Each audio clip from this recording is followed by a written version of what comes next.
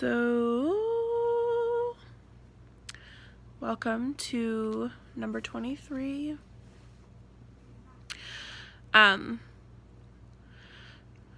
So today, I've just been kind of thinking about, Bruce, you're laying on my notes. Just kind of, if you see a need, meet the need, kind of a thing. And it all kind of came about because today, when I got home from work, I got stuck in my parking lot at my apartment, which is really annoying because I've been gone the whole day and they didn't plow at all. And they cleared off a couple of the roads, but they didn't clear off places where people parked, or they didn't shovel the sidewalk where people walk to get inside. It's just full of snow. And so anyway, I was stuck for 20 minutes, and I was really frustrated, and I just watched people drive by me, and they didn't stop to see if they could help or if I was okay or anything, which, I mean, of course I'm okay. I'm in the parking lot, but, 3 people drove by, and we definitely made eye contact, and there was one car that I was going over to the car to ask if they could help me, because they were just parked there, just kind of watching. So I walked over. I'm like, well, I'm not going to be afraid to ask for help because I definitely need it. I'm not leaving my car in the middle of the parking lot where people could hit it. And as soon as I started walking towards them, they took off. And I was like, seriously? And I got kind of upset. And I thought a bad thought in my head, and I was like, nope. I was like, Lord, please send someone to help me, because I don't know anybody.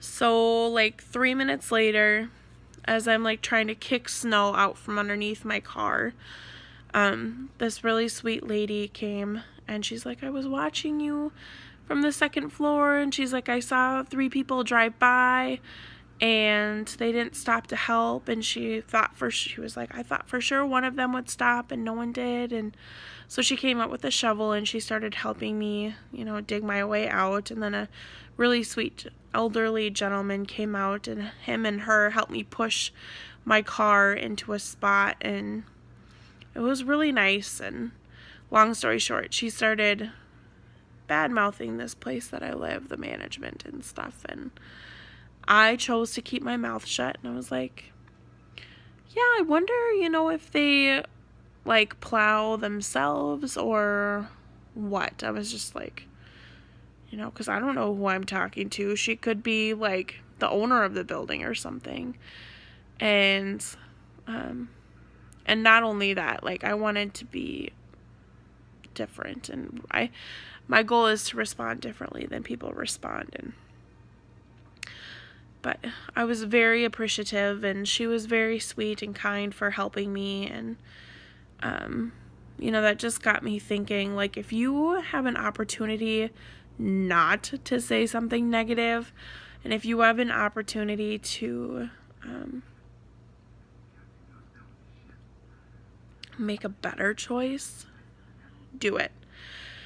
For one, people are watching how you react, and for two, not for two, but they can see what kind of character you have by the decisions you make and by what you say.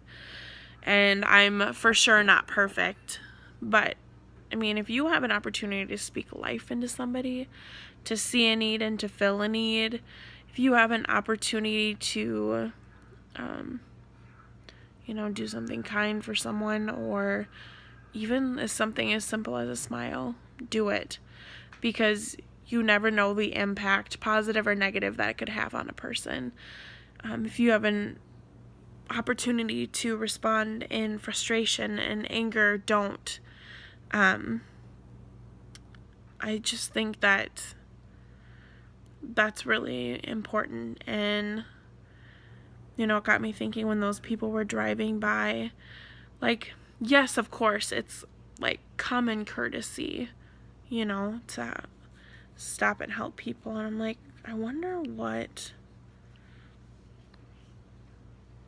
you know, what times I've done that in my life. And, you know, it really teaches you to be more observant. And, you know, I was trying to think of today, like, what times today did someone need my help and I either didn't notice or bypassed it because of, you know, me being busy or whatnot. And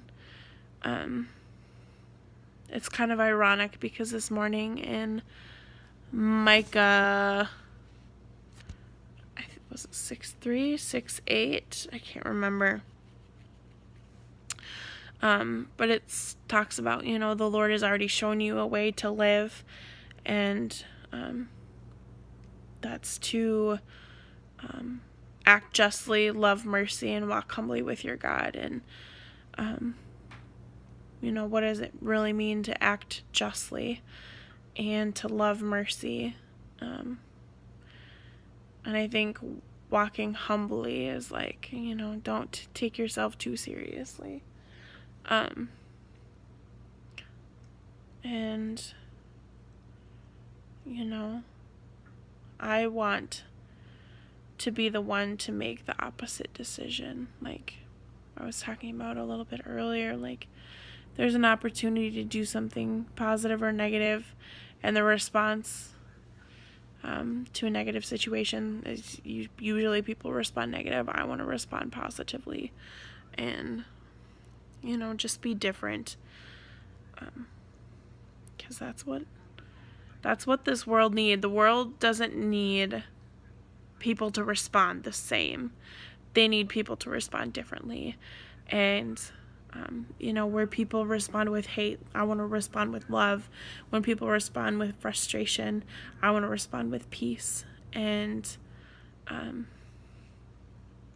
so I guess that's like my challenge, is to make sure that I'm being aware of the things around me, even if it makes me uncomfortable, even if it makes me late, or if it requires more patience or more time, or even financially, if, you know, if that's what it requires. I want to be more open to doing those things,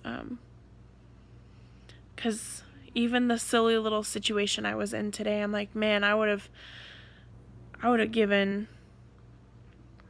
you know, money to someone to help me, because it's no fun when you're stuck. But anyway, that's my long-winded rant. If you see an opportunity to do something for somebody, do it. If comes a time when you could respond negatively towards someone or a situation, don't do it. Do the opposite. That's just my challenge. So anyway, I hope everyone has a wonderful night, and we'll see you tomorrow on Wednesday.